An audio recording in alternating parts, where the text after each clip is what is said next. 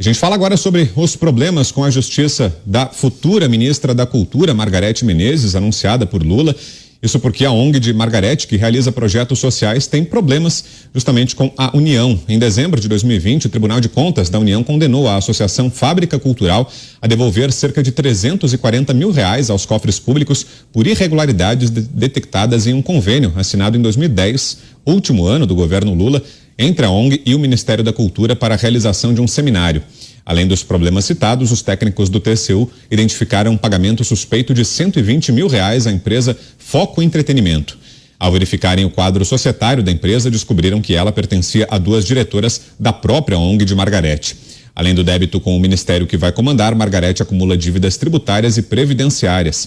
A Receita Federal cobra mais de R$1 milhão em impostos não recolhidos de duas empresas da cantora.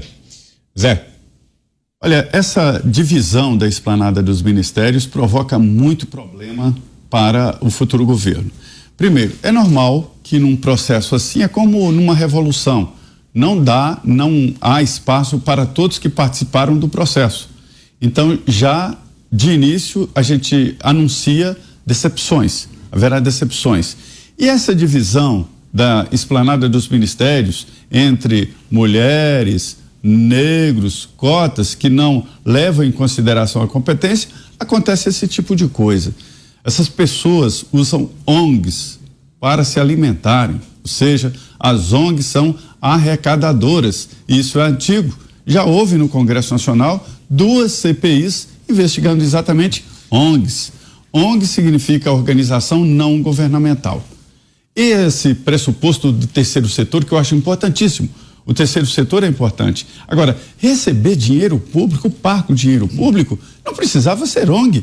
O próprio governo ia lá e resolvia a situação.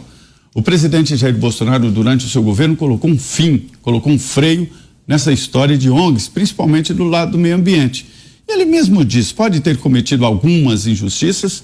Sim, existiam ONGs que prestavam um serviço bom, mas a maioria é de picaretagem. O dinheiro entra pela ONG e compra carro para diretor, paga aluguel e casa para diretor, ou seja, passa na lavagem de dinheiro chamada ONG. E é bom que isso seja investigado, isso não é erro contábil, senhores. Isso é roubo de dinheiro público. Coronel. O Zé Maria tocou numa ferida que poucas pessoas têm coragem de encarar. Essa ideia de utilizar o terceiro setor para drenar o dinheiro público, ela teve origem no Brasil, no governo Fernando Henrique Cardoso, numa ideia muito boa da Ruth Cardoso, da esposa do Fernando Henrique Cardoso, que, aliás, era uma mulher que tinha brilho próprio e tinha a sua capacidade de articulação, de reflexão, e ela inventou o que se convencionou chamar de OCIP, Organização da Sociedade Civil de Interesse Público. Essas OCIPs, elas tinham a possibilidade de organizar o terceiro setor de maneira a ter um CNPJ para o qual poderiam ser direcionados recursos públicos e privados. Em tese, são o que aqui nos Estados Unidos chamamos de organizações sem fins lucrativos. E essas organizações, elas empregam muitas pessoas. Eu estive no Haiti antes e depois do terremoto. Na primeira experiência, fiquei 8 meses. Na segunda, que fui mandado para o gerenciamento de crise do terremoto, fiquei 10 meses. E a grande dificuldade que nós tínhamos lá era exatamente lidar com as organizações não governamentais, com esse terceiro setor, que é uma máquina, é uma indústria de fazer dinheiro.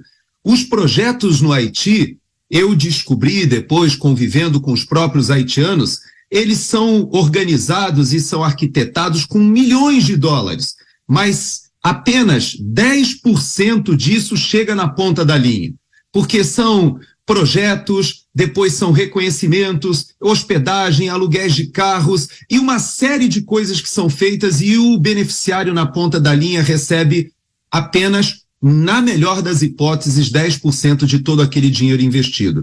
Quando isso vai para o Brasil, nós temos uma situação ainda mais complexa. Por quê? Porque vários ministérios, eles colocam as suas verbas para as ONGs que não sofrem a mesma fiscalização do Tribunal de Contas da União.